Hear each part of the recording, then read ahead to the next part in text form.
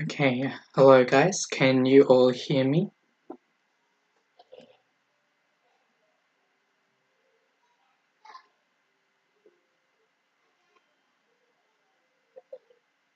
Okay, I'll assume everything should be fine.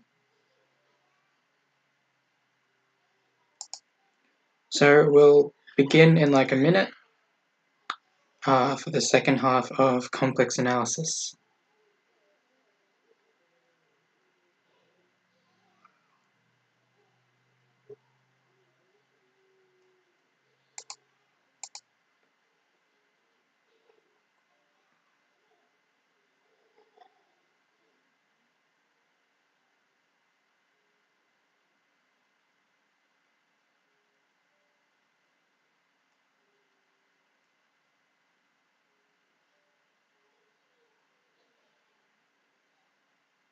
Oh yeah, okay, I see your message in the chat, Andrew. There seems to be a bit of a delay, probably on my end. My internet is a bit choppy at the moment, but we will work with what we have.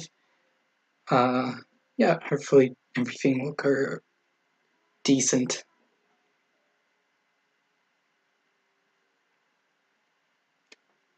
Okay, so this is the second half of complex analysis. These slides were written by Kabir, who presented yesterday, and also by Ethan Brown. So the second half of this course is really to do with this thing right here, right? So the first half of the course was all about derivatives, differentiating, finding functions that are holomorphic. Now we're going to deal with ways of integrating functions and whether or not we are allowed to integrate a function. So that kind of leads us to this idea of a series. And so we have three main series types here. And of course, you'll see singularities and residues after that. And if we, I don't think this term we had enough, the lecturer had enough time to cover this third part. So for 2621 students, I don't think we will have to go through this, but someone correct me if I'm wrong. But yeah, that's towards the end, so we'll get to that when we get there. So let's just begin with chapter 1, I guess. So chapter 1, contour integration. So contours in the name, we need to know what a contour is. First things first, let's make sure we know what a curve is.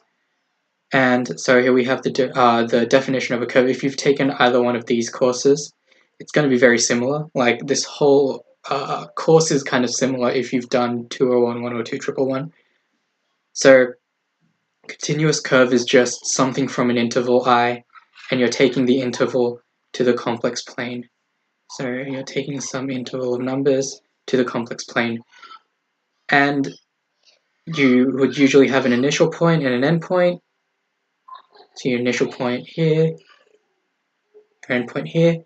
And in the case where the initial point and the end point touch, you have what is called a closed curve, or a closed simple curve.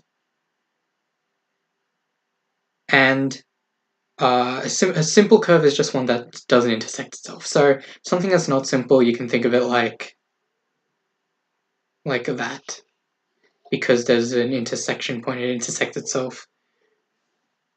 So real simple stuff. All this means is we care about simple curves and closed simple curves, meaning curves that aren't really that weird. Alright, so that's fine. Here's some examples. So this one is, it's not closed because its endpoints are not touching, but it is simple because it's not intersecting itself. Also, if anyone has any questions, please chuck them in the chat. Kabir is actually in the chat right now, watching over and making sure people's questions get answered. So everything should be good there. Okay, so here's the second type of curve. So this is, clearly it's not closed. Its endpoints are still not touching. But now we have if I can highlight it properly, we have a point here where we have a self-intersection. We don't want that. That's not simple. Okay. And here finally we have a simple and closed curve. So, okay, just making sure we know what all of that means. Now, this idea of a join is, and the reverse curve as well, actually, these ideas are a bit more abstract and you don't really need to care about this as much. You can kind of think of this as like a union. So what a join is if I draw two curves here, so say I have a curve from -1 to 0, and it looks like this. And then I have another curve from 0 to 1, and it looks like this. Well, joining them together, all that really does is it does exactly what the name says. We go from -1 to 1, and from -1 to 0, we define our new curve as the first thing. And then from 0 to 1, we define our new curve as the second thing. So it's literally just joining the two curves together.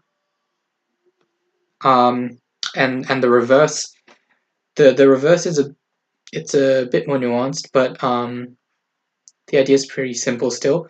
So if we have a curve like this, and on the interval, so intervals are ordered, right? So if you have an interval from 0 to 1, you have an ordering here because 1 is greater than 0, and there's like ordered numbers in between. So as you go from 0 to 1, your curve travels up like this. Well, what the reverse curve does is the object stays the same, except now we travel in the opposite direction. That's all it is. And this will come into play when we deal with orientation later. Okay, so what these two ideas have also given us is different ways of representing the same object. So if you have a circle, you can represent this as cos and sine, right?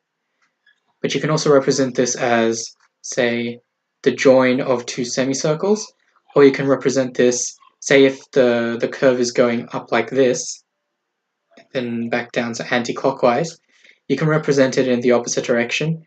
But all three of these things represent the same thing, a circle. So how do we just get the circle without all of this extra stuff? So we call that parameterizations, and we can say that each of these are a reparametrization of the same thing. And so you'll see a lot of the definitions and theorems don't actually care how we parameterize our curves in the end. It won't really matter.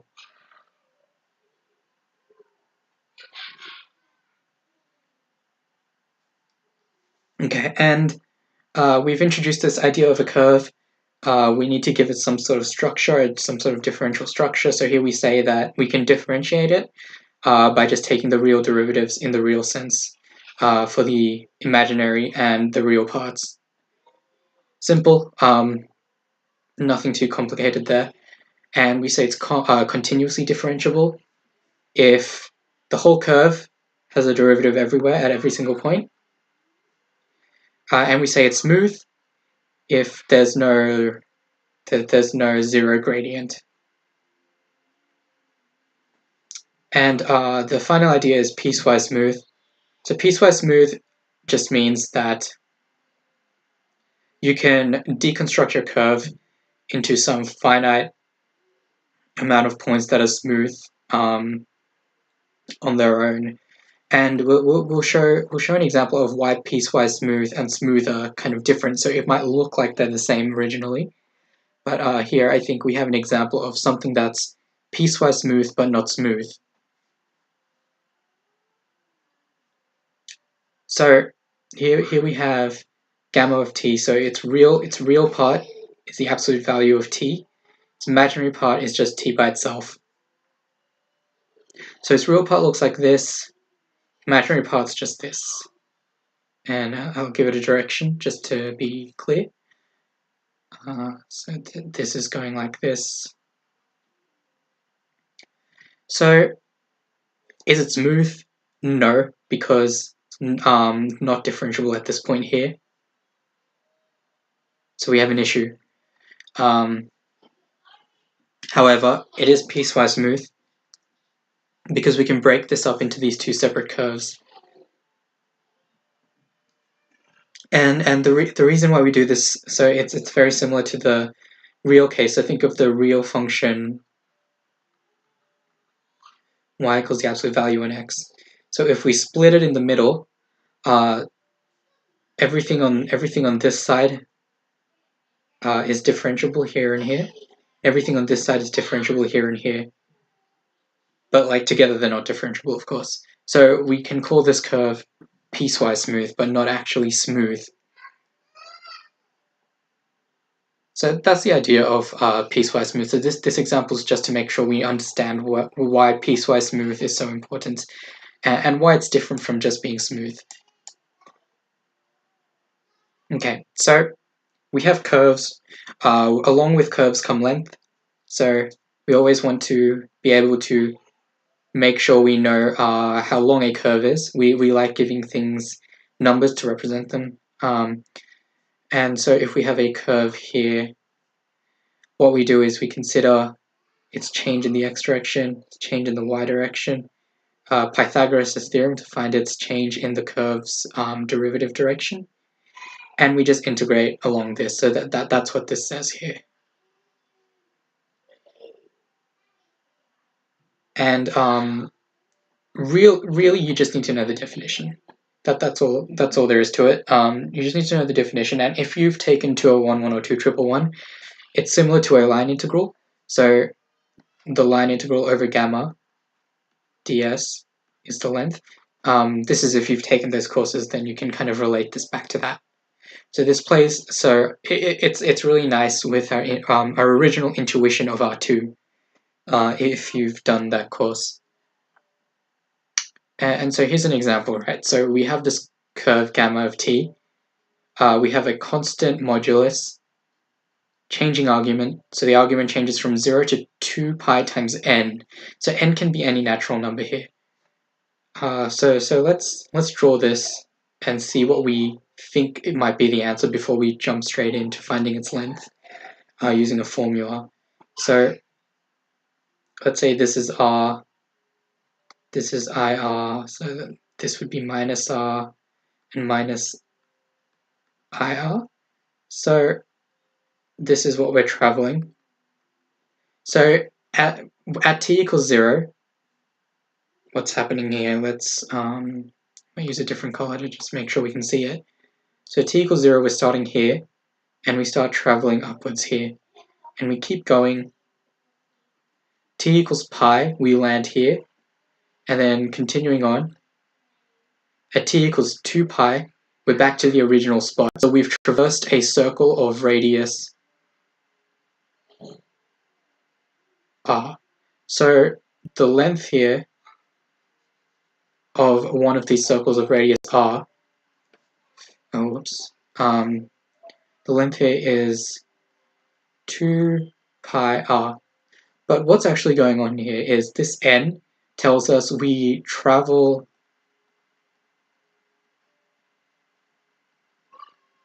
n times. So we're actually going around this circle n times.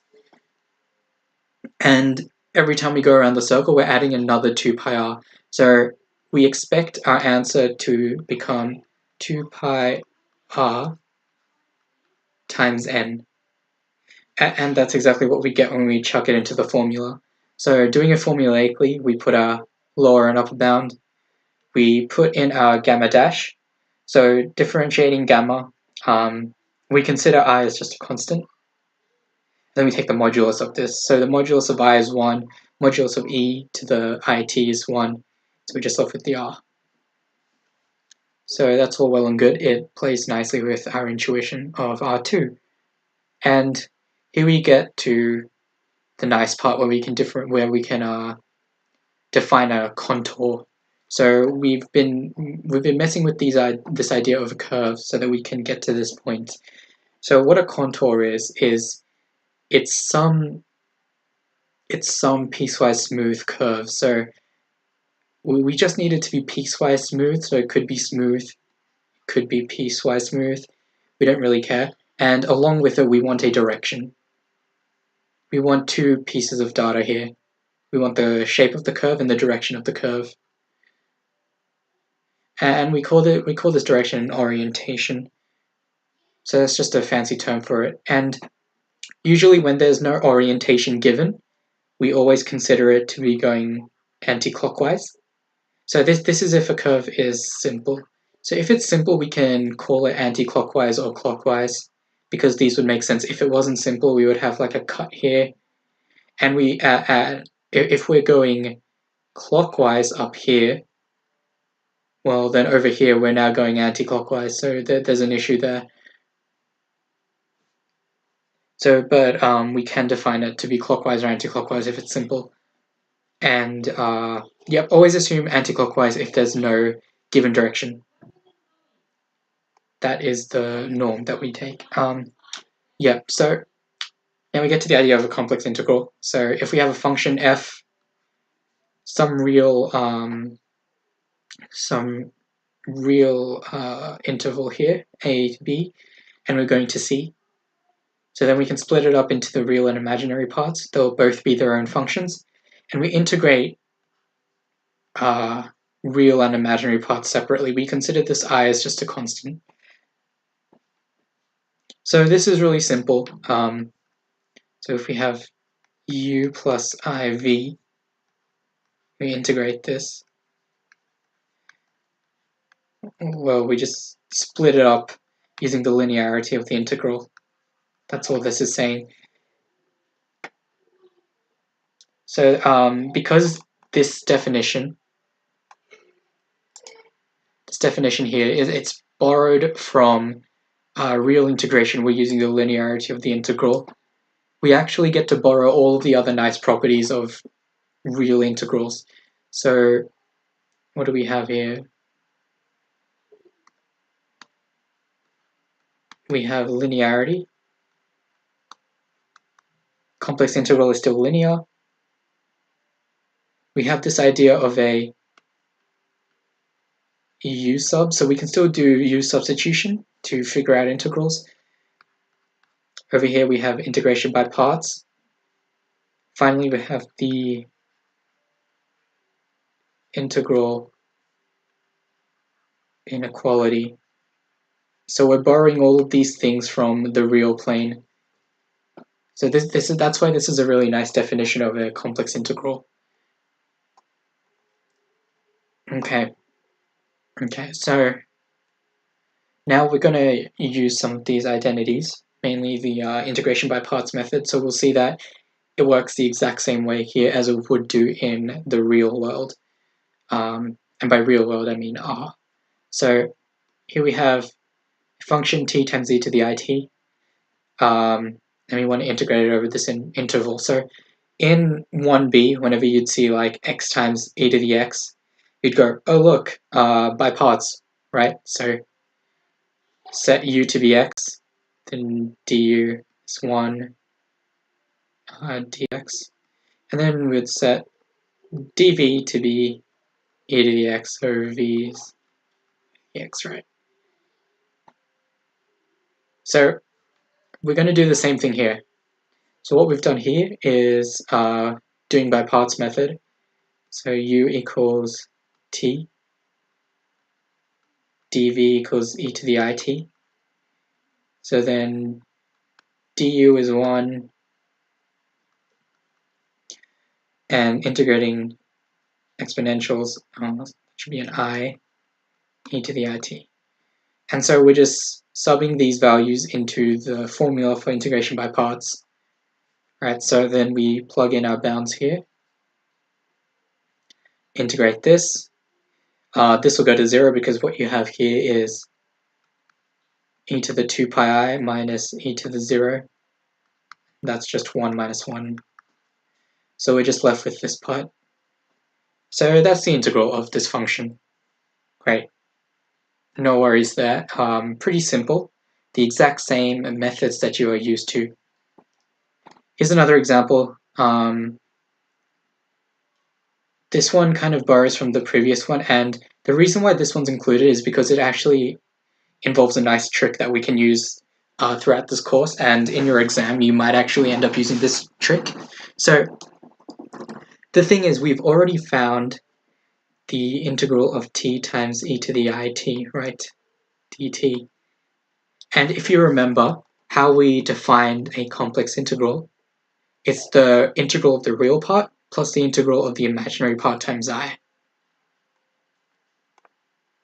What this means for us is we can break this up into its real and imaginary components.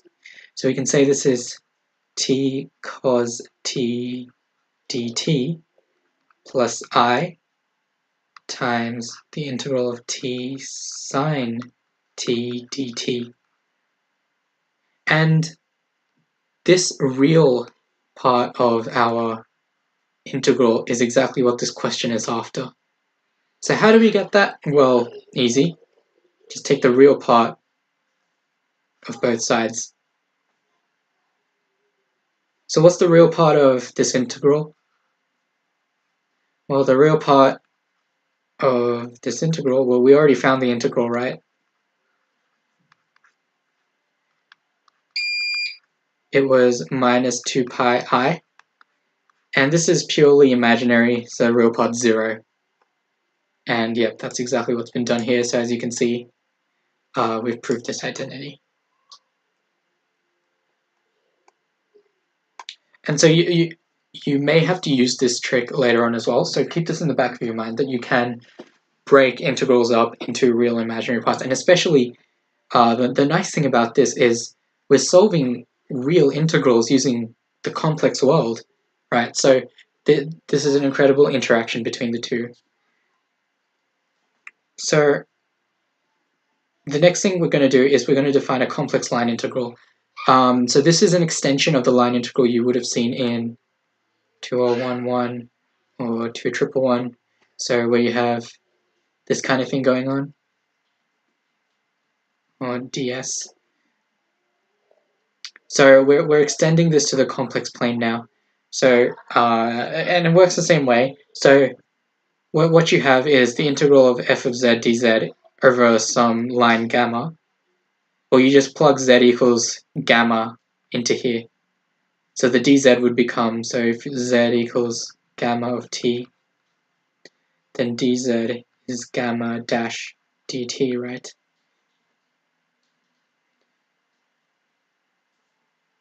And that's all that's going on here. And these bounds are the domain of gamma of our curve, right? And the nice thing about the complex line integral is it's defined by just extending the real line integral, if you've seen that. But what that means is you can borrow all the same theorems. So it's linear. You can break it up into these components. So it's a linear map.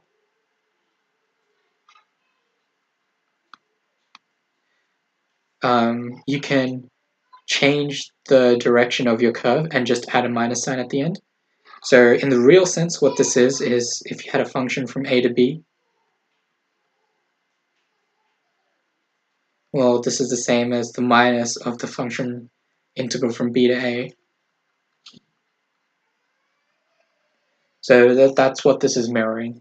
And here we have, if gamma is the join of alpha and beta, so if gamma is basically the same as going from alpha and then traveling through beta, then you can just add the integrals over alpha and beta separately.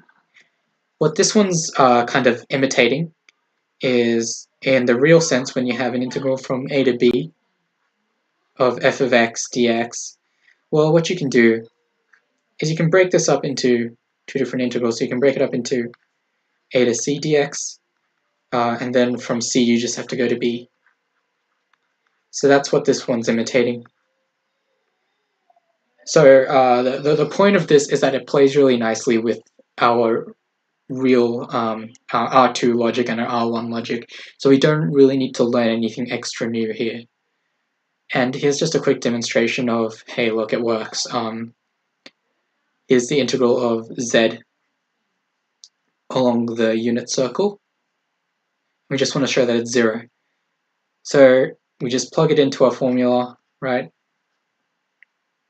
So we have e to the it, so f of e to the it is f of e to the it, well, f is just the identity function, e to the it, and we multiply this by e to the it times I, and we get I e to the 2it, and that's what we got here, and we just integrate this like we would do a normal exponential function. That's why we get the 0 at the end, because this is e to the 4 pi I minus e to the 0, and that's just 1 minus 1.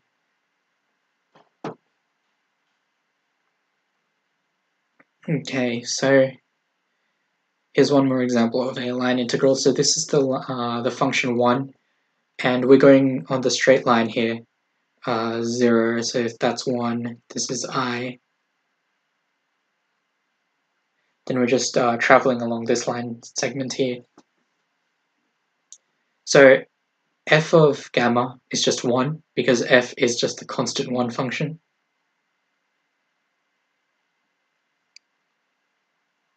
And then we just need to plug in the derivative of gamma. But the thing is, all we have here is the derivative of gamma, so integrating this would just give us gamma back, and this just ends up being the length of the line. Great. And another way you can kind of see this, actually, wait, no, never mind. We'll get there eventually. Yeah, I won't talk about it just yet. So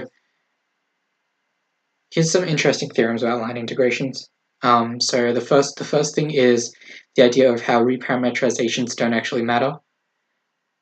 If we have two shapes and they're just parametrized differently, it doesn't matter which parameterization we take, it's the same thing. The integration will lead us to the same place.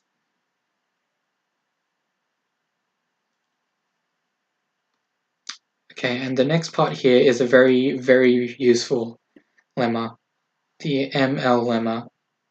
This is a great lemma to be able to solve a lot of problems later on in this course as well. And kind of it stems from the integral inequality that we saw earlier. So what this says is, if we're integrating a function f over a piecewise smooth curve gamma, then the largest modulus that the integral can take is the maximum value of f multiplied by the length of gamma. So we know how to find the length of gamma, and finding the maximum value of f, well, that's just an inequalities problem, so we'll have to use that inequality techniques to get that. And so this is a very useful lemma to have as we move forwards. And we can actually see an example right here. So we have a function 1 on z squared over the upper semicircle. So let's define this counterclockwise. And the radius is just r. Okay, so we can parameterize the upper semicircle using the parameterization of the circle by limiting t to just be up to pi. So the length of the upper semicircle is the length of the circumference of a circle divided by 2. So that's 2 pi r divided by 2. And then the modulus of f, well, every point on this semicircle has z modulus being r. So the modulus of f of z is actually just 1 on r squared because of this, the fact that the modulus of z is r. Okay, so we can plug all this into the ML lemma and we can find an upper value. And we can actually see if we use just normal integration techniques and inequalities, so using like the integral inequality, etc., we can actually get to this same upper bound. So this is using the ML lemma here. and up here we're just doing it using normal integration methods.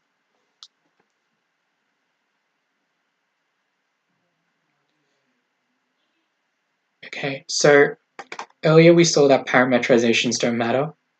We can reparameterize whatever we want. So what this means is that because a contour is just a curve and then some sort of direction for the curve,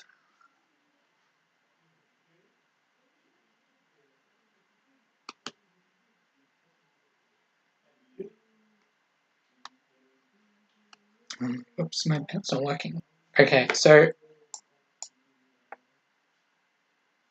because gamma is just some curve along with a direction, then the contour integral can actually be defined as just the integral of this gamma. And we can take any direction for this gamma with any parameterization, because all of the parameterizations will just give us the same outcome at the end. And so this is how we define a contour integral. Okay.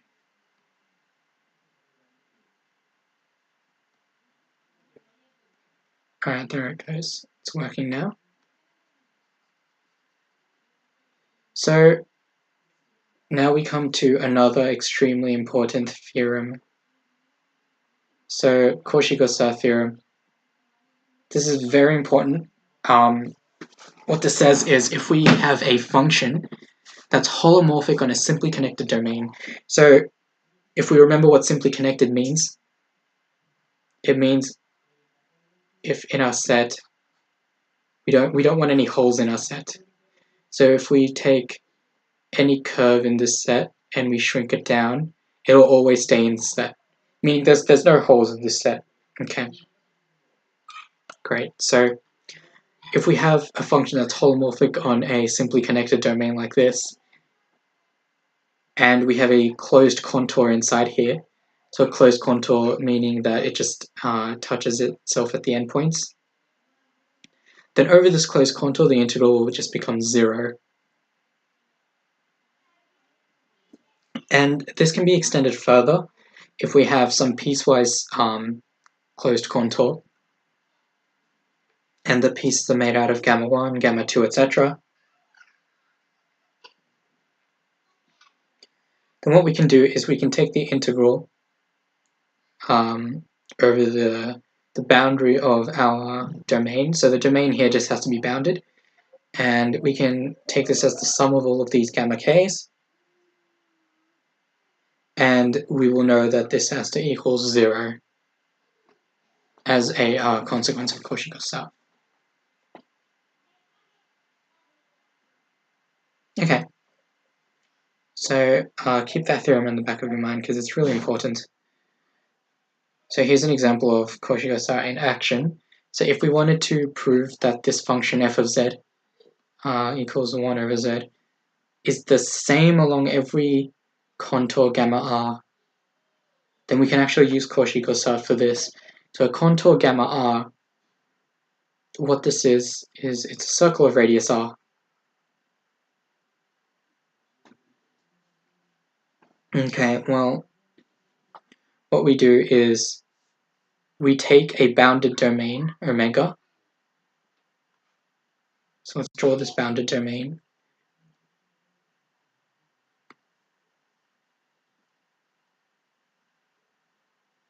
So it's between R1 and R2, and we're considering everything inside here.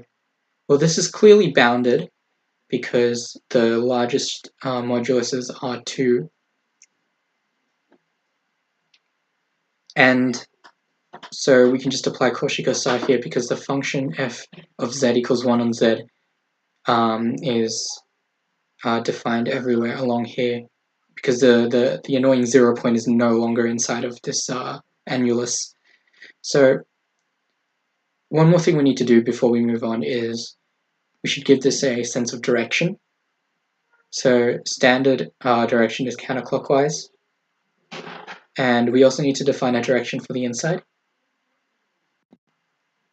And the reason why we will be taking clockwise for the inside is because for orientations, you always want the normal to be pointing the same direction. So here, as we travel along the outside, the exterior of our region is always on the right, while the interior is on the left. Similarly, for the inside, we want the same thing to happen. So as we travel along, we want the exterior to be on the right and the interior to be on the left. So that is why we choose this type of direction. And this is important for a lot of these proofs. So applying Cauchy Gaussat. So we're applying the second version here. So the integral over the boundary is 0, and the integral is actually equal to the sum of the connected boundaries. And each of these is actually one of them is R1, the other one's R2, etc. So, and because they're traveling in opposite directions, we can give up here, we assume these are all anti-clockwise contours. So the inside is actually the negative direction of one of these contours. So as you can see, that's specified here by the star.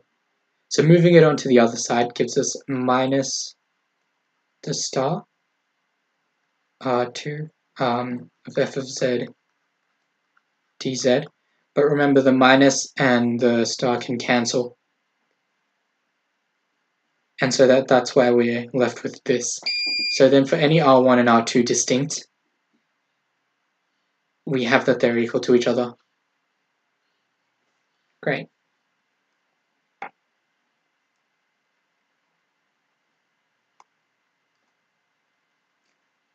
Okay, here's one more example. These questions are very common in exams. So what they tend to do is they give you some sort of real integral and they say, hey, can you integrate this by integrating a complex valued function? So they're giving us this function here, 1 on z plus I squared. Right, so integrating this with, well, first of all, we need to choose a contour, right? They haven't given us a contour, so that's actually part of the challenge. What's a good contour that will let us break it up into connected parts where one part goes from minus infinity to infinity? So let's draw our axes. So if we have axes like this, so this is the x or the real axis, y or imaginary, then we want a contour that'll travel along here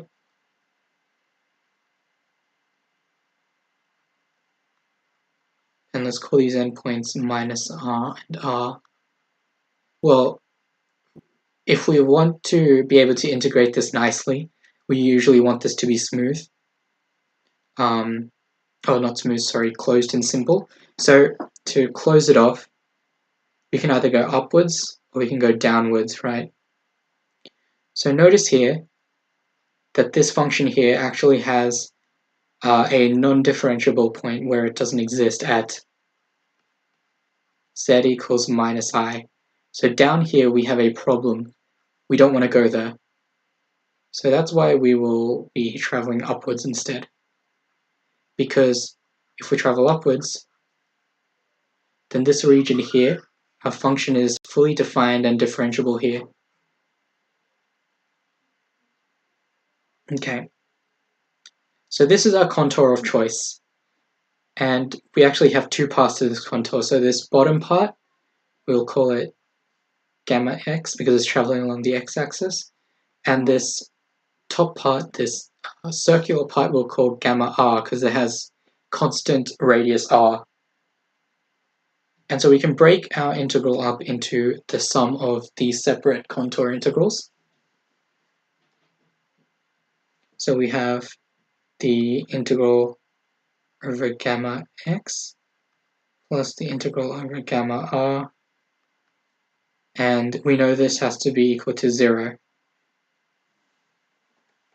Okay, so that's what we know so far. So we can actually find the integral of gamma r, or we can find an upper bound for it using the ML lemma. So this is where the ML lemma comes into play. So first we need to find m. That's by finding a maximum value of f on this gamma r.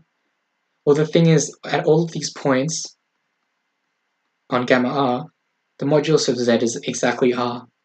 And so here, down here, we just use the triangle inequality inverse. So what that means is we have z plus I squared, right? Well, the modulus of that is greater than or equal to, so you can take, if we just don't consider the square for a moment, we can take the square after, z minus I squared. And what is this? Well, this is r minus 1 squared. So that's where this comes from.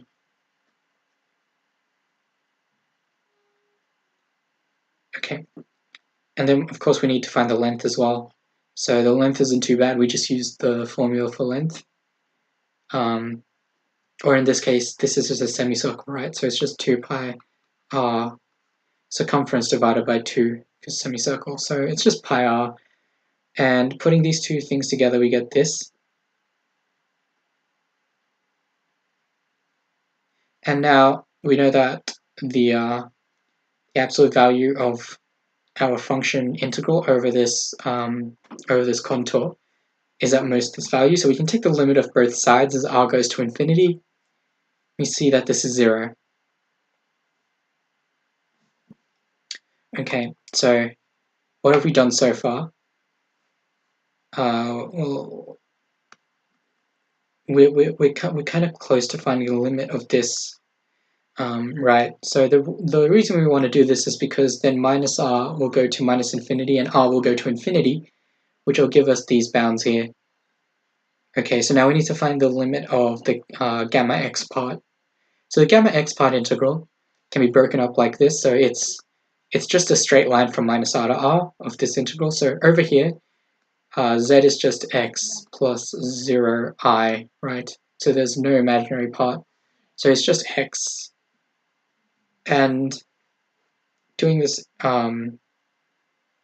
breaking this up, right? So we want to take the conjugate of the denominator here. So we have x squared plus 1 on the bottom, all squared, and on the top we have x minus I, which is a conjugate squared.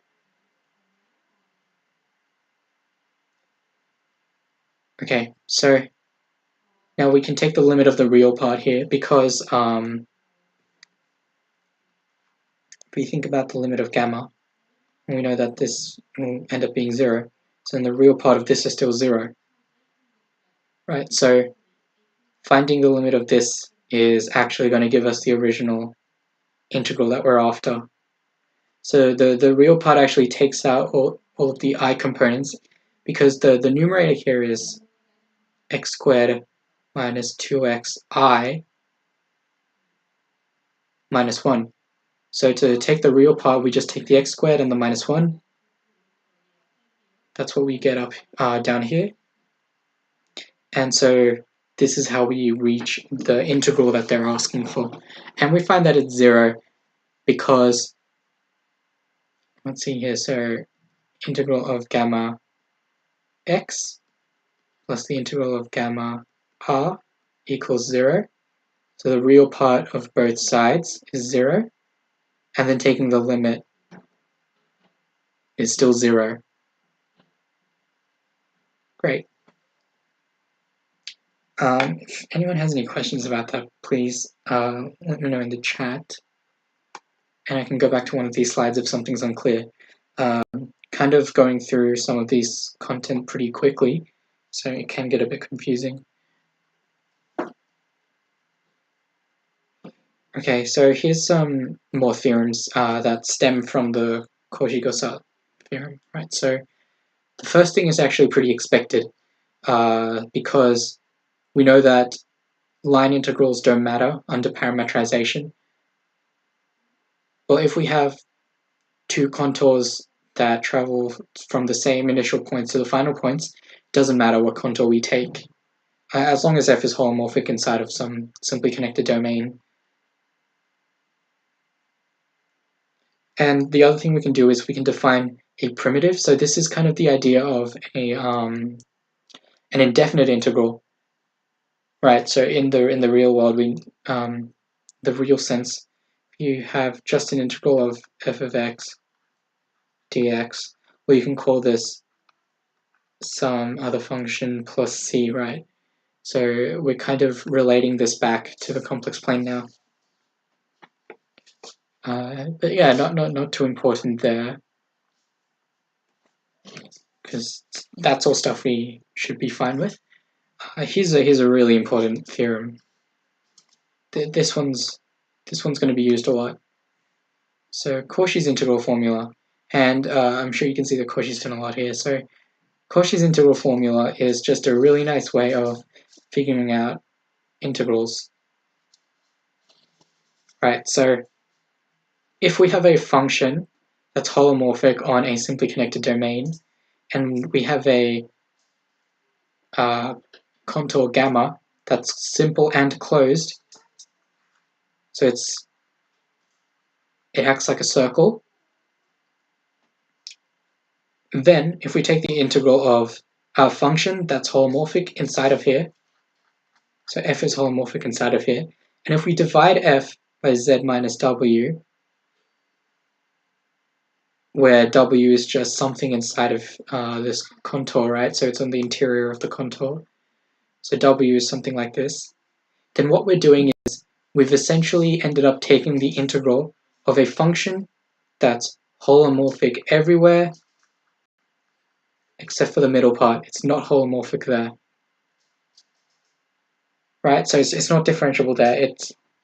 That's the problem point, or as you'd call it, a singularity. Well, Cauchy's integral formula lets us still be able to evaluate the integral of this.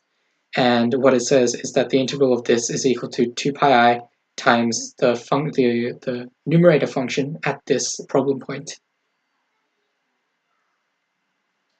Okay, great. So this kind of extends the idea of integration now.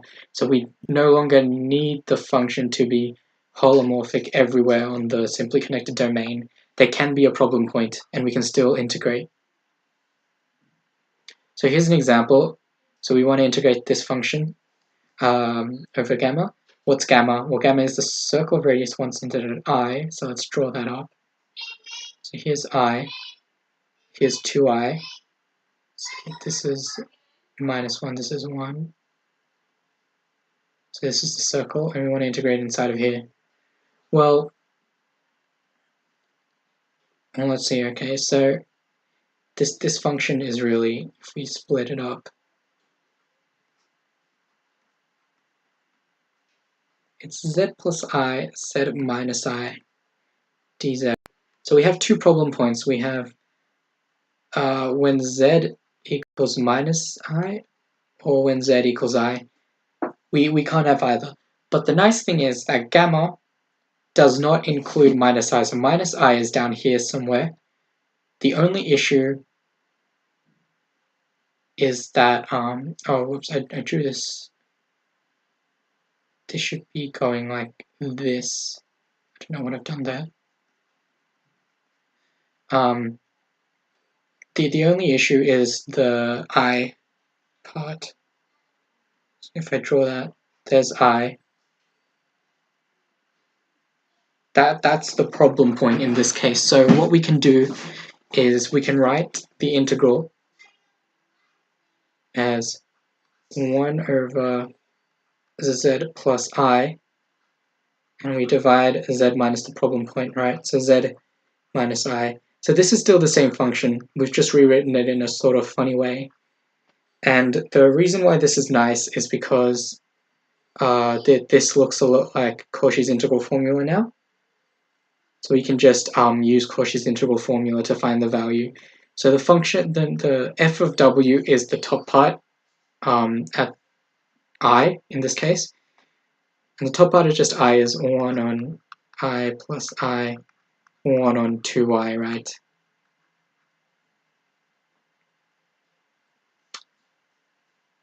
Okay, so we just evaluate it right there, and we get pi. Great. So we had 2i on the bottom, we had 2 times I on the top, and we just looked at the pi.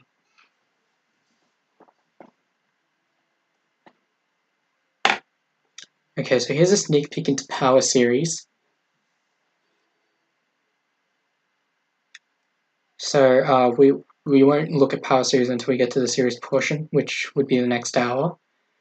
But the reason why it's brought up here is because Cauchy's integral formula is actually important for power series. So all these coefficients are actually found via Cauchy's integral formula, right? So we have this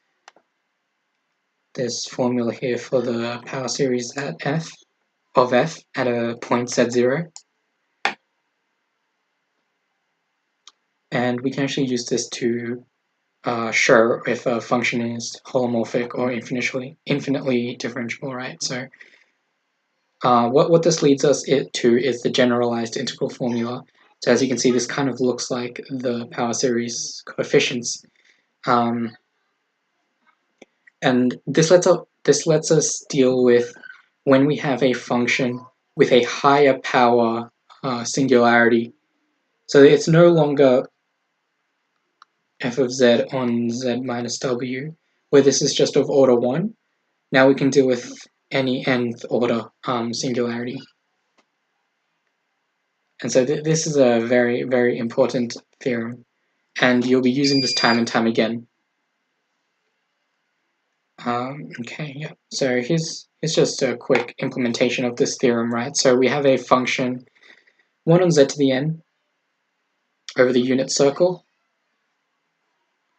and of course 1 on z to the n will have this problem point 0, and it'll have this problem point n times. So this is a great place to use this formula here then. So it's an n time, we have n problems. This formula here uses n plus 1, so we have to just take away 1 from all of these n's here.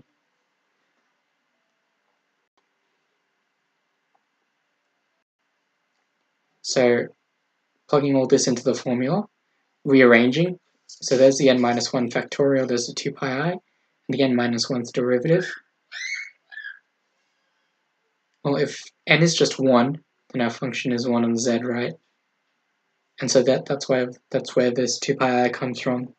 Because if n is 1, the denominator is 1, and the derivative at 0 is, 1 second. Oh, and there's no derivative here, so this is just the 0th derivative. So it's just 1 on z. Or just 1, sorry, so the function is 1. And if we are differentiating at all, derivative of 1, right? Well, that's 0, so we have a 0 here. So that disappears. That's why there's a 0 there. So that's how we know how to find this integral.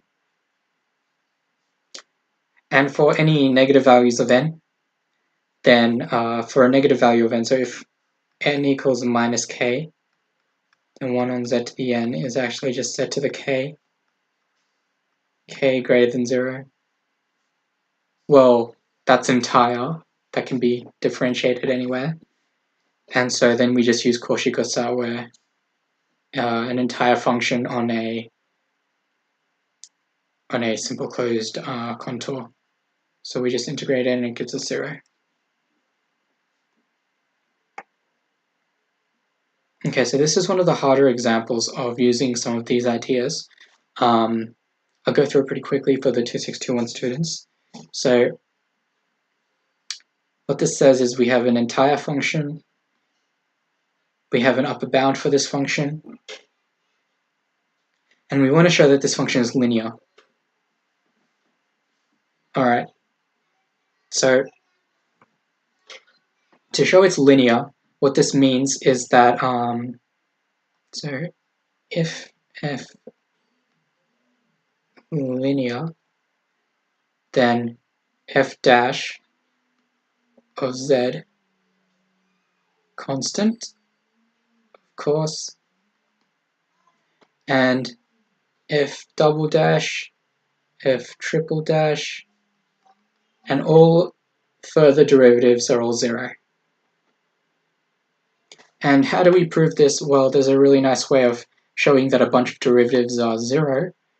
Well, it's using Cauchy's integral formula, the generalized integral formula, because this is the nth derivative of f. So that's what we'll do. Cauchy's generalized integral formula is right here, so we've just written it out. Whoops. Oh, okay, it's gone into auto-writing mode. It's problematic. Let's get rid of all that. Okay, so here's Cauchy's generalized integral formula. And we're taking the modulus of both sides here. So just using inequality laws, we can break this up into the modulus of n factorial on 2 pi I. Well, the modulus of I is just 1. And then we also have the modulus of f of z on z to the n plus 1. But on the circle, on a circle, we know that this is true. So we can actually just write 1 plus the modulo of z as 1 plus r. And the z to the n plus 1 is just r to the n plus 1, as we've written here. Then we need to multiply it by the length, so this is using ML lemma here. And so the length of the circle is 2 pi r. And then we can take the limit. So, and this is by pinching theorem, because we know that the modulus is at most 0, is at least 0. So what's the limit of, well, what do we have here? So the 2 pi's will cancel. So we have n factorial r plus r squared on r to the n plus 1. Okay, well, when n is 1, so if n is 1, then this bottom is r squared, this top is r squared, and so the limit exists. And so we can see that f1 of 0, well, the modulus of f1 of 0, it's not 0, but on the bottom we have at least, we could have r cubed, r to the 4, etc. on the bottom. And on the top we only have r squared, so the limit will go to 0. So f2 at 0 is 0, and etc. And so that's how we know that if we expand f of z out in the Taylor series form, around this point z equals 0, then our function has to be linear. Okay, so this one's a bit harder to process, so I won't stick too much to that one and move on. So some more theorems that are really interesting and good to know. So Liouville's theorem is very simple but very important.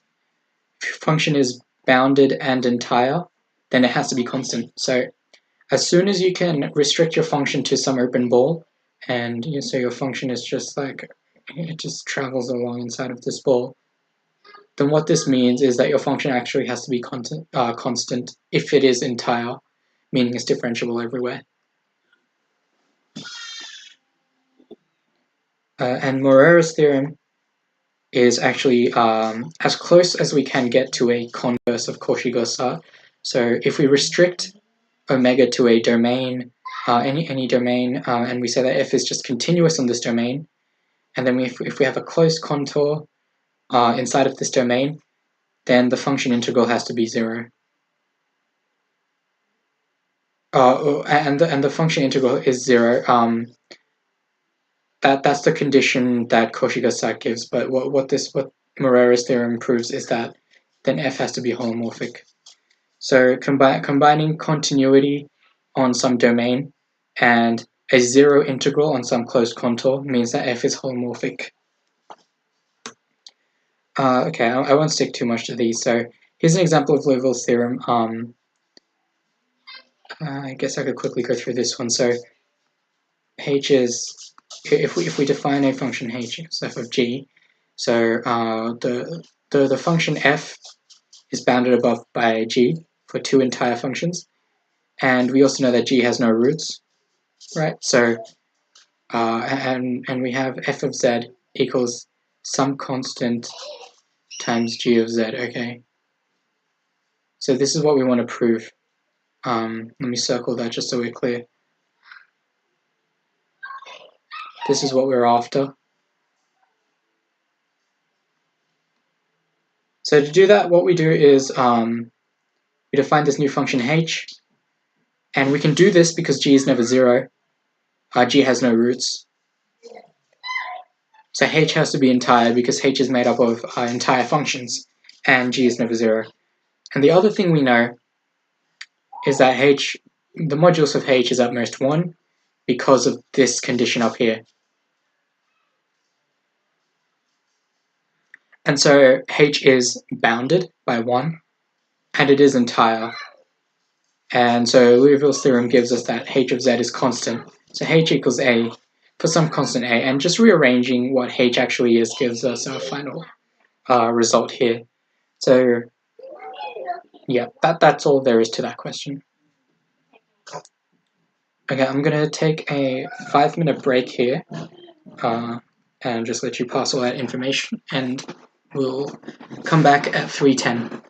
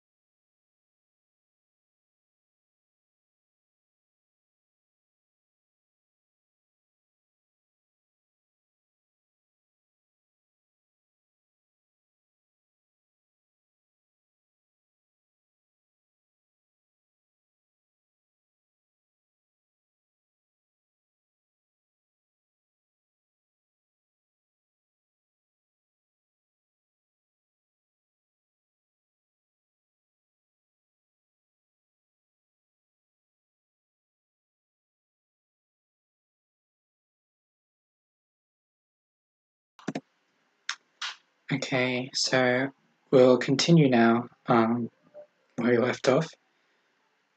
We are now up to power series. So this is the second part of this half of the course. And once again, I don't think we'll be going through theory of functions because I don't think even 2621 actually covered it this year. But it's there if you want to look at it in your own time.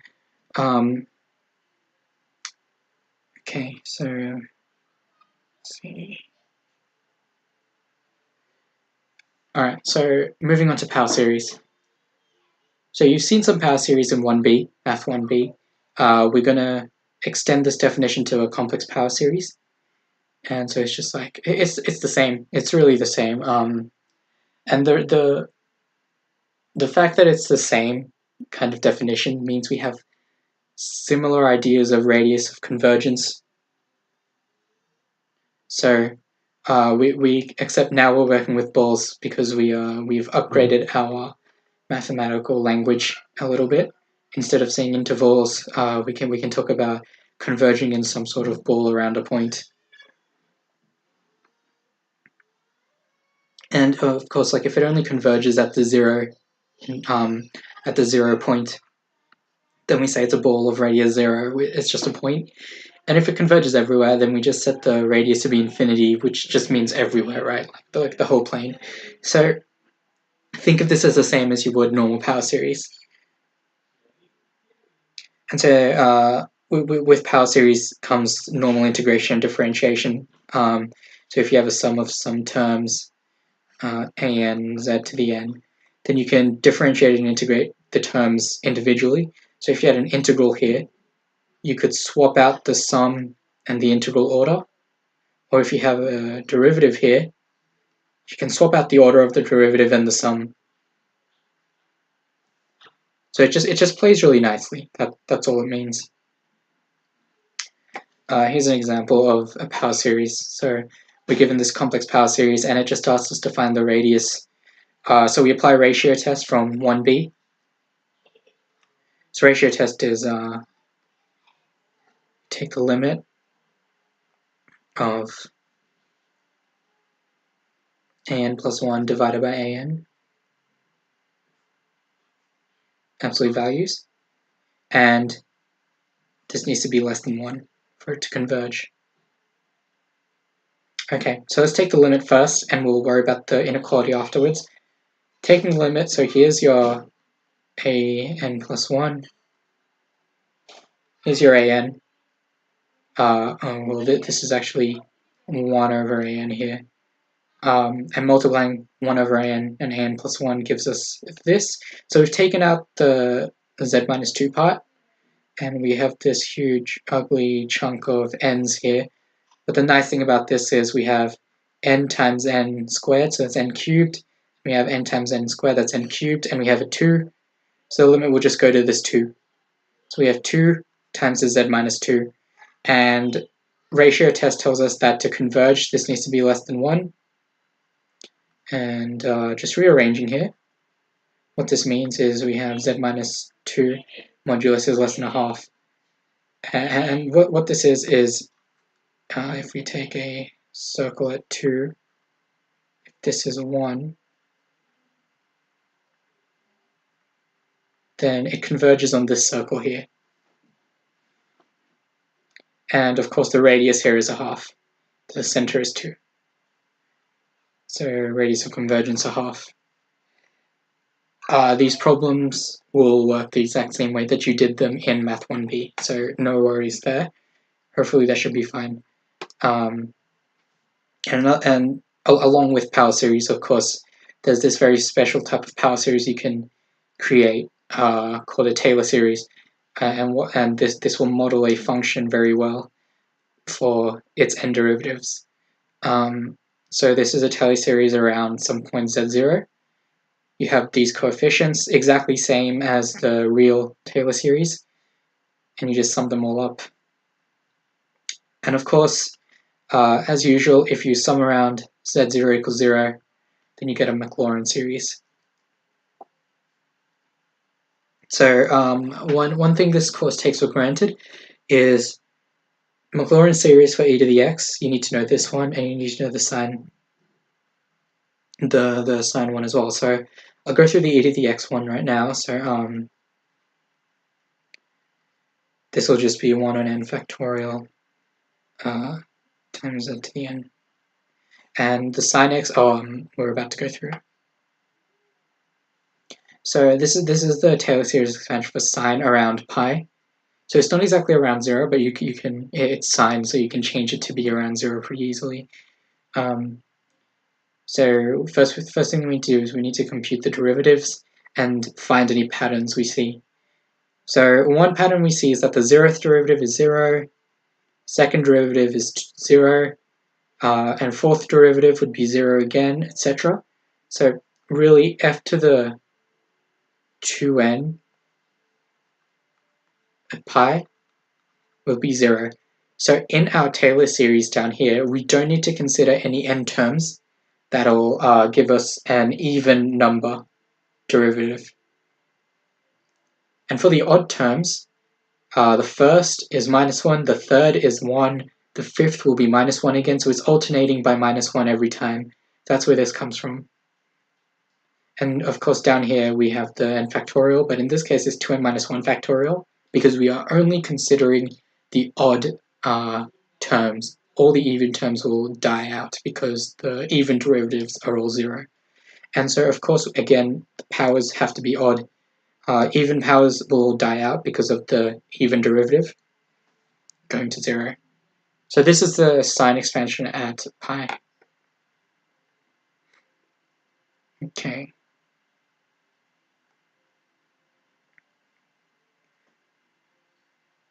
So this question here is asking for a series representation of a function defined as an integral.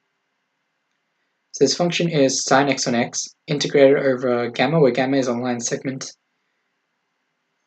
So gamma is some line segment starting from 0 and going up to some z. Okay, so first things first, let's find what sine x on x looks like as a series. Well, sine z, we know what sine z looks like. And we can kind of extrapolate that from the previous slide. Now we just divide everything by z. So dividing z here means dividing a z here. So this z will cancel out with the z up there, and we'll just get a 2n here. So it'll look the exact same, except we have a 2n. So this is sine z on z.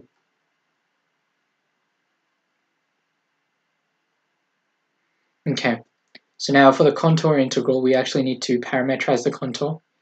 Just choose your favorite parameterization. In this case, we're just going with the straight line. So when t is 0, this is 0. When t is 1, this is z. Easy, no issues there. So we're going to integrate sine x on x along this contour. And the nice thing is, well, we know the Maclaurin series for sine x on x, right? So we can sub that in here now. And the sum and the integral can swap out. So we talked about this earlier, where sum and integral can swap out positions. And so what we're really doing is we're just integrating each of these terms separately and then summing up the integrated terms. So integrating these terms, what does that give us? Well, we sub in our gamma here, and we just do the contour integral as usual. So from 0 to 1 of this whole thing, but really this is all constant, so we just have to worry about this. And so yeah, doing this, it just gives us this z to the 2n plus 1 out here, and we can take that out, and the t to the 2n stays inside the integral. And so then doing that, we just get this 2n plus 1 at the bottom. So this is just power rule integration. So we end up with this sum here. So this is a series representation.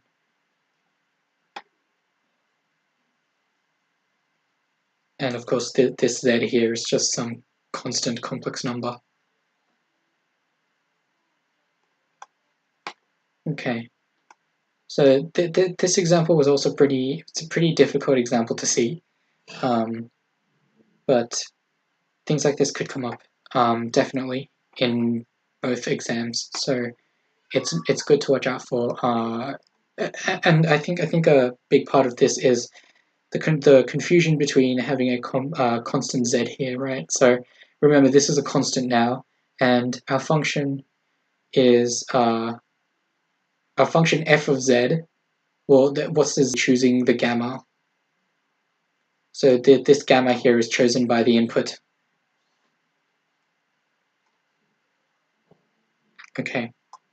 So that one's a pretty hard example to see, though. That one I wouldn't expect everyone to be able to get that one. So okay, this next version of a series is pretty important. It's one of the most important things we'll learn. So this is called a Lorentz series. Previously, we would define series and series convergence on open balls.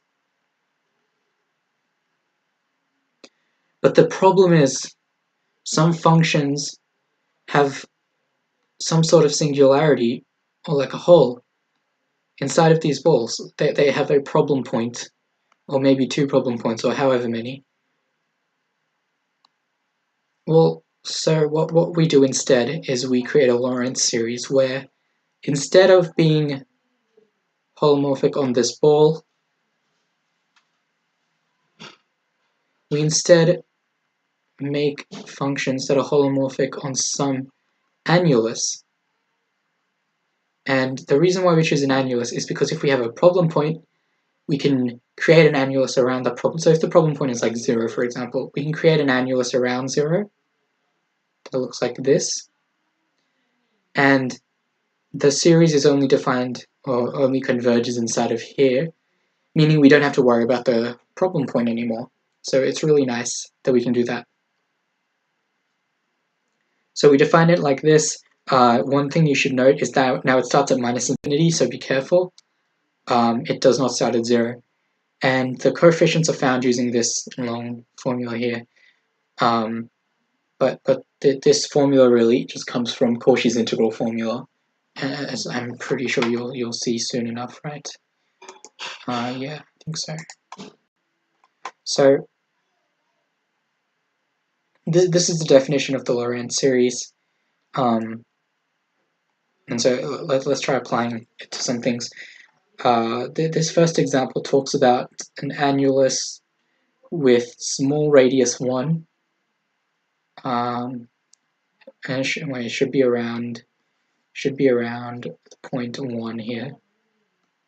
So there's 1. So 0, and we'll say this is 2.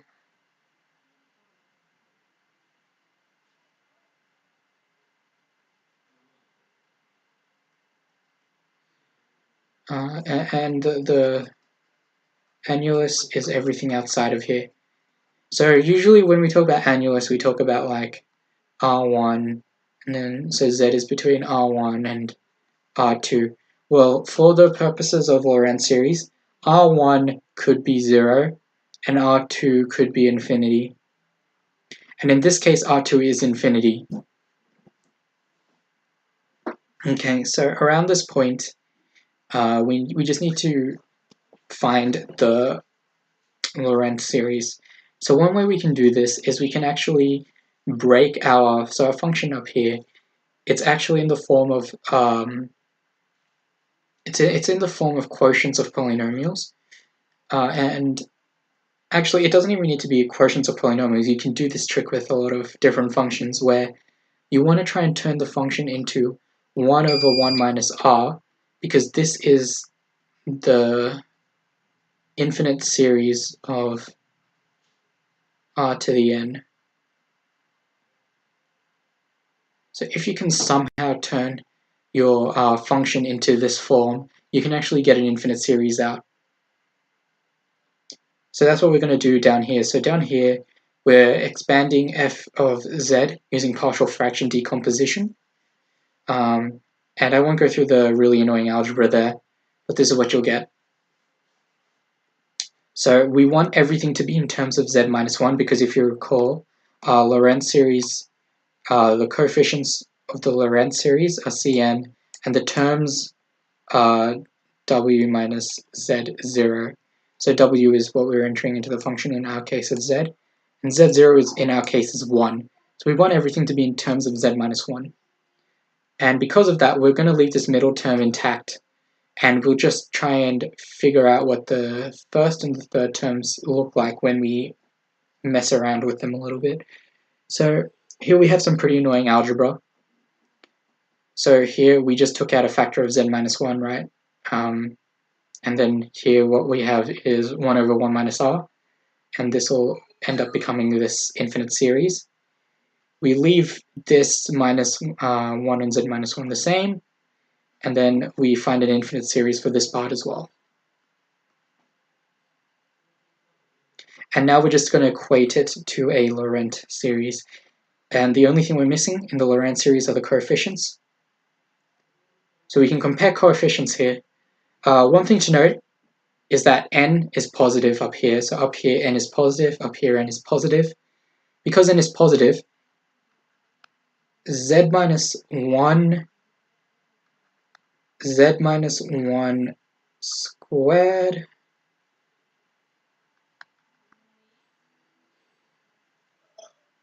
and actually we should start with because even when n is 0, we still have this z on, we still have this z minus 1 going on, right? So all of these terms will give us 0. They don't exist up here. These terms don't exist up here. So when we're equating coefficients, there's nothing to equate to, meaning that that Cn is actually just 0. So that's where this otherwise comes from. And where's the 1 coming from? Well, if you look at, well, actually we should probably look at n equals minus 1 as well, right? So when n equals minus 1, this z minus 1 to the n is actually just a z minus 1. So we have half, and then minus 1 to the power of minus 1 is just minus 1. And then we also have, let's see, an easier way to do this, to consider this, if I get my eraser.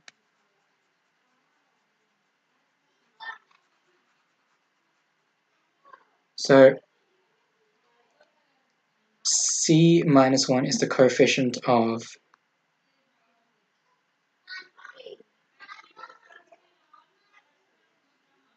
one on z minus 1, right?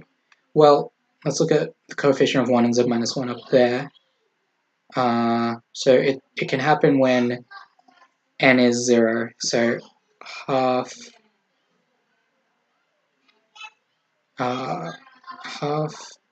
minus 1 plus a half. So the half comes from here, the minus 1 is here, and the other half is here. So these are the coefficients of the 1 on z minus 1 terms, and this will give us 0. So that's why n equals minus 1 also leads to a 0 coefficient. For everything else, we don't need to look at this anymore. We can just consider these sums here and here. And let me do it up here. So we have half minus 1 to the n plus half, right? For so this is the coefficient of z minus 1 to the minus n. So here, when n is even, you get minus 1 to an even power, and let's see here. So yeah, you get minus 1 to an even power, and so this will just be a half plus a half, which is 1. When n is odd, you get 0, because it's just minus a half plus a half. this should actually be let me rewrite this. This should be minus n plus 1. This is the n plus 1th coefficient because this z minus 1 will multiply into here. And that's where this 1 comes from. And that's why these n's can only be negative odds and they can't be the even numbers. So I really recommend you go through some of these exercises afterwards. I really don't have time to go through all the small details here, but the details are all here if you on the original slides, like on the MathSoc website. So please check those out before your exam on the 27th, I think. Okay, so here's another example where we have z on z minus 2 times z plus 1, and we want to find the Lorentz series on the largest annulus containing 0 around the point 2. So it needs to contain 0, which means its radius needs to be at most 2. But the problem is, well, we have these two singularities. We can't have z equals 2. We can't have z equals minus 1. So here's minus 1, right? And we can't have 2 either.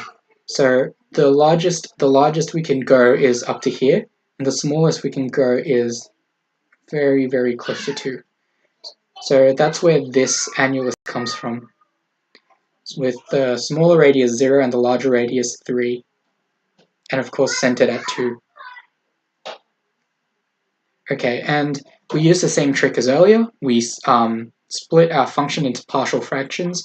I won't go through all the algebra here, but you can, just to make sure that this is true.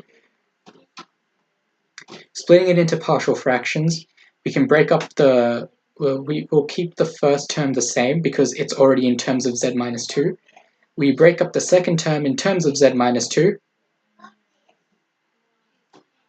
and then we rewrite the second term in terms of a infinite geometric series, so 1 over 1 minus r, and that's the infinite geometric series.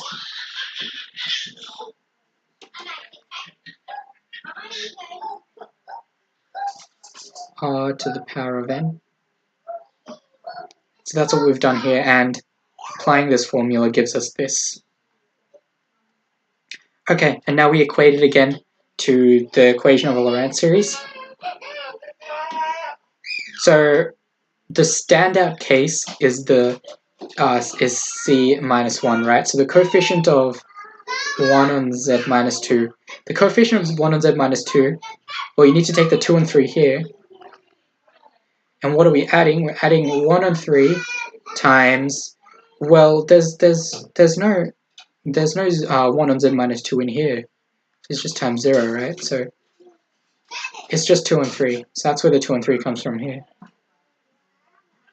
And for all other negative powers, for all other negative n, there isn't any 1 on z minus 2 squareds, or 1 on z minus 2 cubed, etc., etc. There's nothing like that in here. These are only positive powers and the 1 on z minus 2.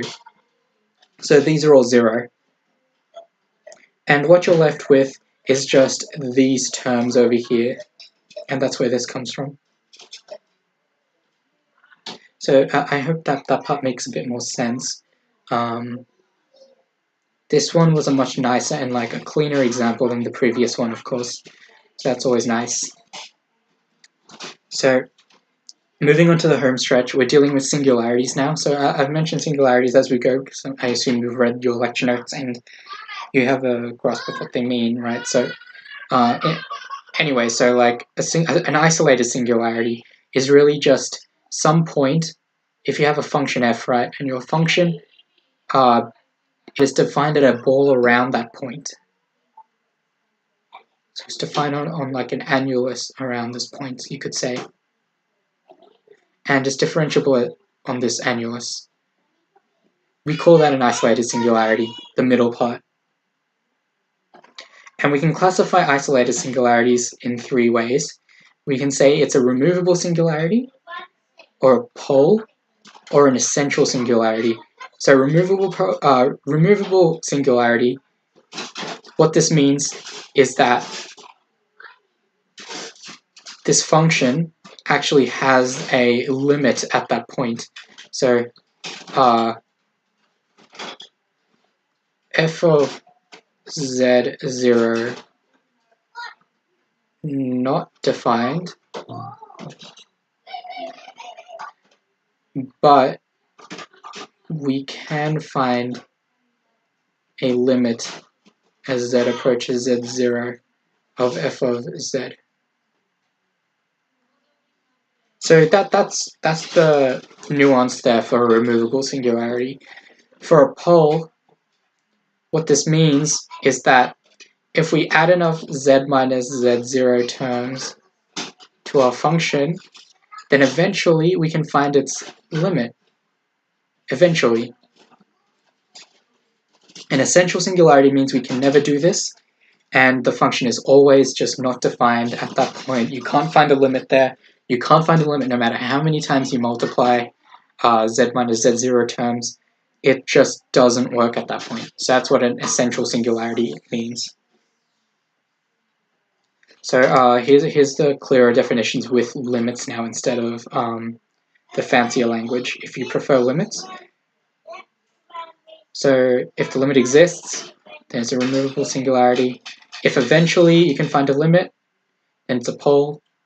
And if you can never find a limit, then it's an essential singularity. Okay, so here's some more definitions of poles and zeros. Okay, so we've been talking, we kind of mentioned some order of poles earlier. And a pole order is really just how far along do we have to multiply our function until it gives us a zero, until it gives us a limit. So if we have a function f, and we know it has a pole at w, then when is z minus w to the n times z? When does this limit exist? Is what I should be asking. So, and the smallest number that we can actually find that'll do this is our pole order.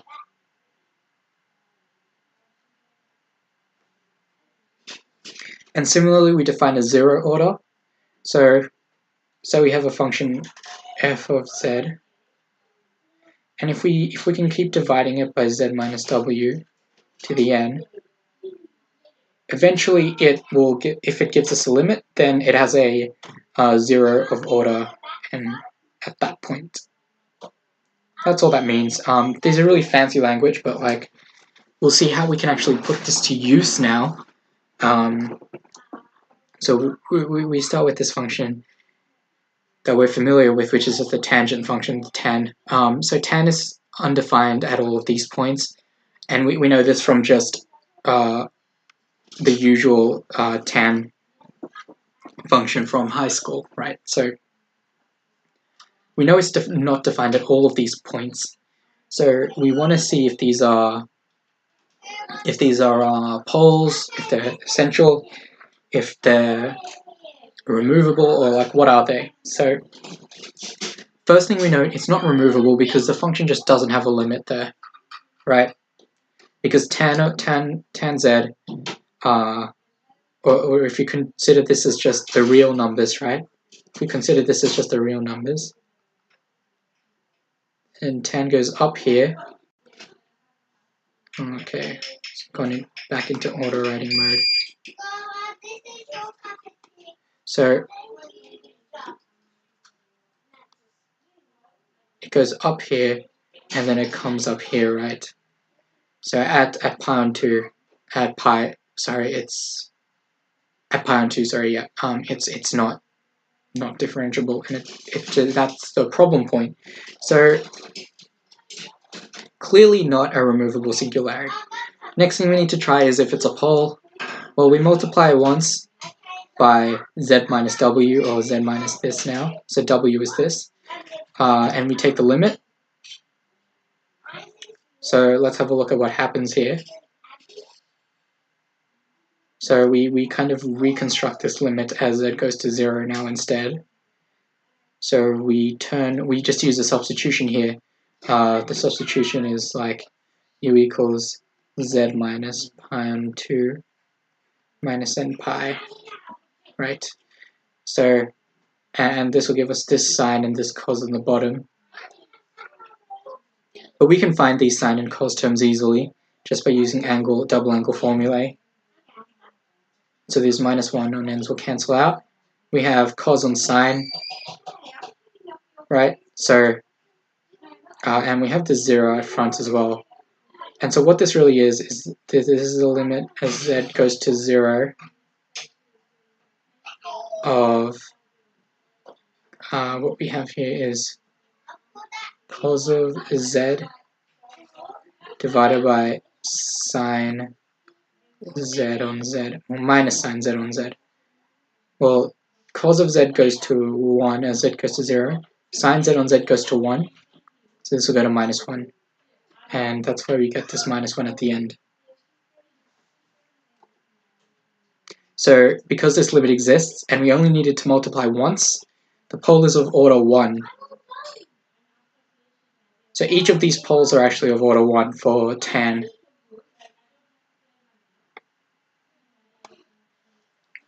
Okay, this next question asks us to show that this function has an essential singularity at z equals 0. Well, the nice thing is we can break this into its Lorentz series by just using its Taylor series. And now we just substitute into here. We just put z, instead of z, we'll put 1 over z, right? Or minus 1 over z. That's what we do here. And that this becomes our Lorentz series for f of z. And as you can see, z here can't be 0. Because if z is 0, then you're dividing by 0 here. These ends are all negative here now. So we have an issue. And the problem is there's infinitely many 1 on z to the n terms, because n goes to minus infinity. So we have like 1 on z, we have 1 on z squared, we have 1 on z cubed, and this just keeps going. So no matter how many times we multiply f of z by z, we're always going to be left with some 1 on z terms.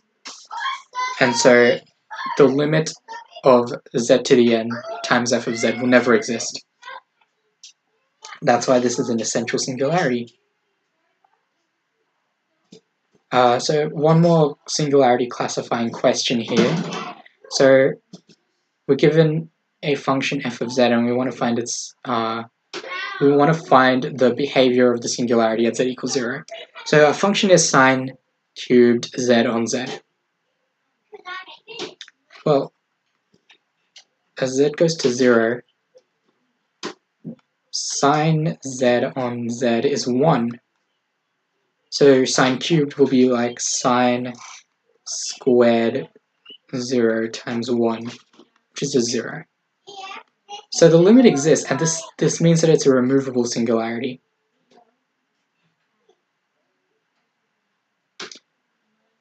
And furthermore, its limit goes to 0, right? So we can actually find its 0 order. So what we do is we keep dividing by z until we find some non-zero limit. So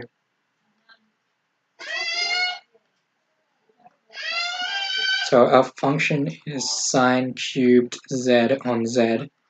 And if we divide this by z, is its limit still 0? Well, yeah, it's still 0, because now we have sine z on z times sine z on z times sine. And then we check z cubed on the bottom. So this is sine cubed z on z divided by z squared. Well, this is 1, because this is actually sine cubed on z cubed, right? So this is no longer 0, and so we actually know that the 0 is of order 2. Okay, great. We're a bit short on time, but we're going to go through residues because these are very important. So residues will lead us into what we can define as the Cauchy's residue integral formula. So the residue function is like, it's defined as the -1th coefficient in the Lorentz series. Realistically, this is actually pretty hard to find every single time you're doing a residue question. So a lot of the time we want to stick to this residue formula here.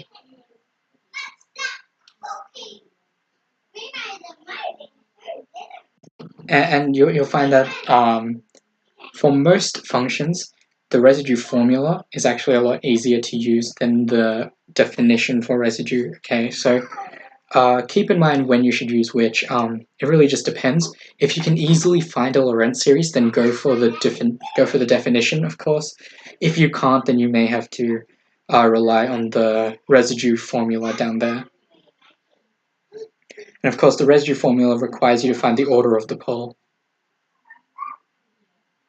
So here's an example. For this one, we're using the residue formula instead of the definition because this function is kind of annoying to find a Lorentz series for. So at 0, we have a removable singularity because sin z on z has a limit. At 1, we have the order 1 singularity because there's only one z minus 1 term there. And at 3, we have an order 2 singularity because there's 2 z minus 3 terms on the bottom there. So that's how you can easily classify residue. That's how you can easily classify like order of poles, right? So we just quickly plug in all of these things into the residue formulas, and we find all the residues. Easy. So that's just formula bashing, really. Here's an example where it's actually easier to use the Lorentz series. So our function is exponential, and we know that we know the series for an exponential, right? Z to the n on n factorial. So now we just plug into this formula, z equals z plus 1 on n, 1 on z. And that's how we get this. Great. So upon expanding, we end up with something that looks kind of like this. So this is just binomial. And to find the z minus 1 coefficient, we just look at when this happens, and that'll be our residue. So you can do this term by term. So you can expand this term out and just count all of the coefficients of z to the minus 1. That would be, conversely, you should probably try in your own time applying the residue formula to this function and see if it works out nicely or not. So that might be something to test out as well. And this is why residues are important, because we can get Cauchy's residue theorem, okay? So Cauchy's residue theorem lets us integrate a function with a bunch of singularities. If we don't just have one singularity like we did back in Cauchy's integral formula, and we have a bunch of singularities, we can use this instead. And, well, what do I mean by a bunch? It needs to be a finite amount, first of all. It needs to be a finite amount. It needs to be inside of some simple closed contour and anti-clockwise orientation in the domain, okay? And your function needs to be holomorphic everywhere except for these singularities.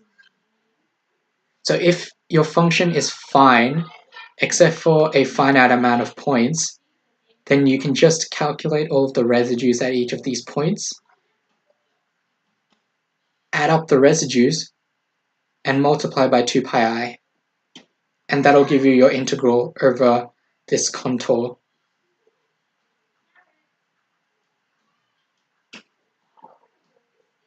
So this is a very strong theorem, actually, and it can be used in countless cases. It's a very strong theorem. And here's one quick example, right? So here's 1 on z times z minus 1 times z plus 2. Well, of course, this has singularities at z equals 0, order 1, z equals 1, order 1, z equals minus 2, order 1. But let's have a look at the contour, okay? Well, the contour is centered at 1. It has radius 2, so it goes up to minus 1. Well, okay, so it only goes up to minus 1, so it'll never actually reach minus 2. So the singularity at minus 2 is never touched, so we don't actually care about that singularity. We only care about the singularities inside of our contour in the interior. And those singularities would be at 0 and at 1. So we need to add up these residues at these singularities, okay? So we find the residue at 0 using the formula for residues. We're not using the series formation here because the series can be a bit tough for some of these kind of functions. So instead we'll be sticking to the residue formula. And so we do the same with the other part. And we get 1 on 3 and minus 1 on 2. Adding them together gives us the sum of the residues. Multiplying by 2 pi I will give us our integral. Easy as that.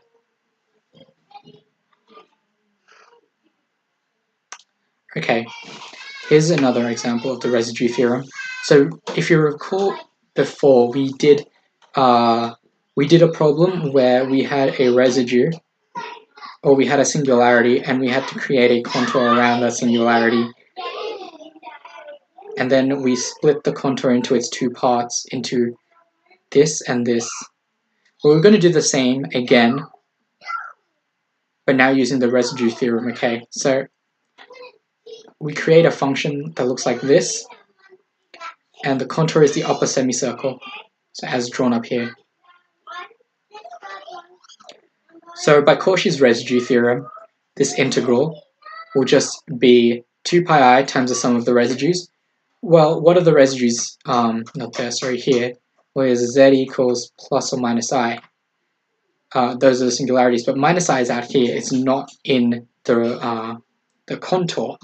I, however, is in the contour, so we only need to find the residue at I. That's what we do down here. Multiplying them together gives us pi divided by e. So that's the value of the integral in its whole. So now we can also split the integral up into two parts, into its radial part, so the curve, and down here into its into the x-axis part. So we're splitting our contour up into these two parts, and we're going to add up the values, and the values would end up being 0 because the total integral, or not 0, sorry, because the total integral is pi on e. Okay, so let's find the curved path first. So we're going to use ML lemma on f of z. Well, f of z is e to the I z on z squared plus 1. On this semicircle, though, modulus of z is r. So this is actually z squared plus 1 on the bottom. E to the I z is just 1, of course. So we're going to use the inverse triangle inequality to get r squared minus 1. And then the length of the curve is just the perimeter of a semicircle. Multiplying them together and taking the limit as r goes to infinity gives us 0, because there's only one r up here, but there's two r's down here. So because the curved integral on gamma r, so the integral on gamma r is 0, then that means that because the integral on gamma is pi on e, then the integral on gamma x has to be pi on e. So taking the limit as r goes to infinity gives us the integral from minus infinity to infinity. Then we just take the real part. Well, the real part of e to the ix is just cos, and this is the integral we're after. And hence we have found the integral. So that's a quick application of Cauchy's integral. Cauchy's residue theorem. Okay, so I'm not sure if you guys have covered Jordan's lemma. I think you might have, so I'll go over it anyways. So Jordan's lemma is a specific case, right? So it says if we have an upper half circle, so a semicircle of radius r around 0, and if you have a function that's defined on this semicircle, but the function has a maximal value mr, and we know that mr goes to 0. So if the maximal value of this function goes to 0, that means the function itself is approaching 0. Well, then what we can say is that e to the iz to the power of any positive number times this function will have a 0 integral when we integrate over this semicircle.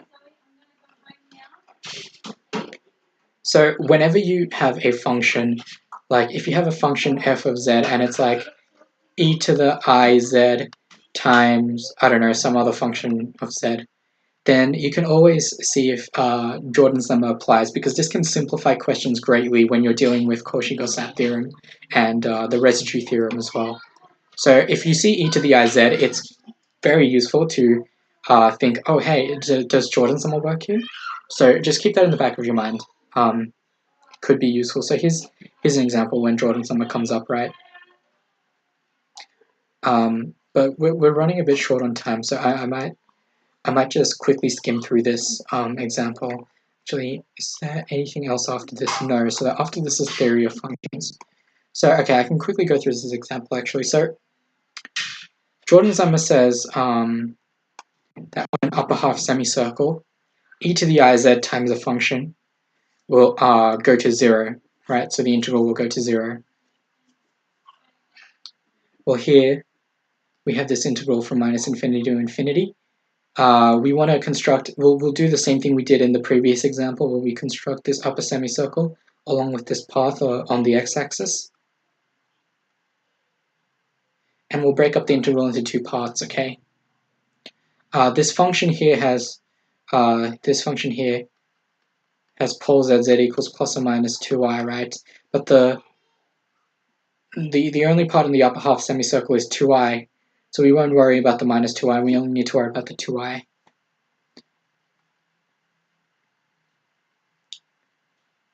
Okay, so on gamma r, you know what mr is. Mr is this.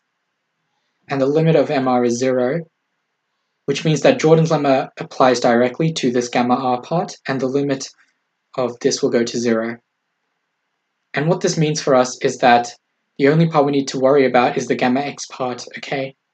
Because the gamma r part is disappearing. So the gamma x part, we can now calculate using gamma itself. It'll be 2 pi I times the residue, but the residue is half times e to the minus 4. So it'll just be this, right? And the gamma r part disappears, so we're only left with the gamma x part.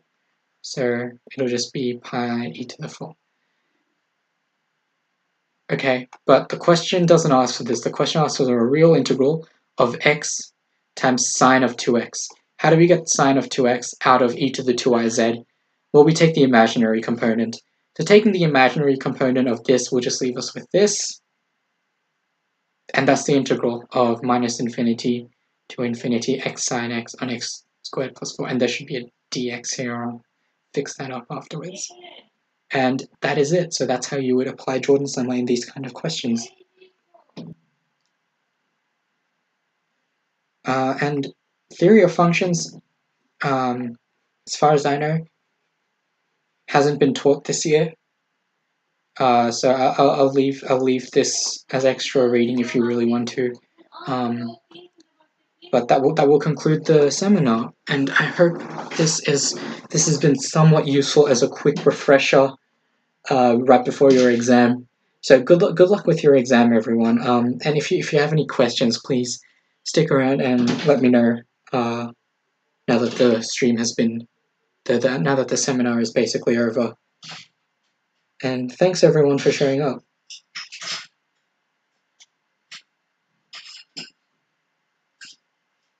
So I'll stick around a little bit longer just to see if anyone has any questions.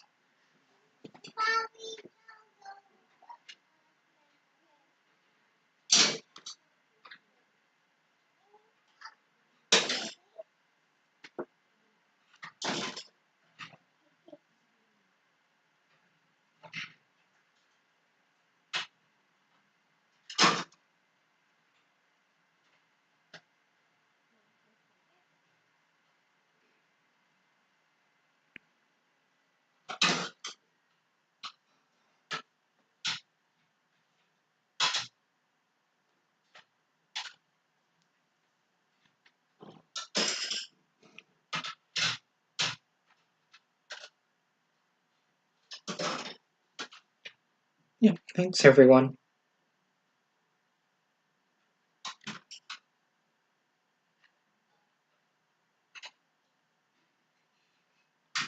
And the video will be up even after the stream is done. So you can, because this has gone really quickly, right? So you can go back and look over all these parts, right? And you can pause whenever you need to, etc.